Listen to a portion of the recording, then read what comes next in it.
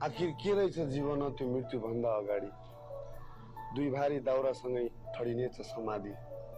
एक काटी सलै अनि 100 जना मलामी। माटोमा मिल्छ जवानी, घमण्ड तिम्रो खरानी।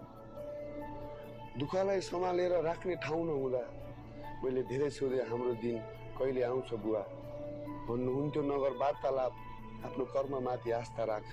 आखिर जसलाई प्यास लाग्छ त्यही धाउँछ कुवा। प्रेमीका परिवारमा कसको डोरी समात्नु, सङ्गीतलाई नै अँगालो कि भविष्यलाई सम्हाल्नु। म हाँस्न खोज्दा भन्छन् यसको पाउ छैन भुइँमा, तर किलो किलो दुःख मनमा जोख्ने छैन तर। आखिर के रहेछ जीवन त्यो मृत्युभन्दा अगाडि। दुई भारी दाउरासँगै ठडिनेछ समाधि। एक काटी सलै अनि 100 जना मलामी। माटोमा मिल्छ जवानी, घमण्ड तिम्रो खरानी। दुःखलाई सम्हालेर राख्ने ठाउँ नहुँदा मैले धेरै सोधे हाम्रो दिन कहिले आउँछ बुवा। भन्नुहुन्थ्यो नगर वार्तालाप, आफ्नो कर्ममाथि आस्था राख। आखिर जसलाई प्यास लाग्छ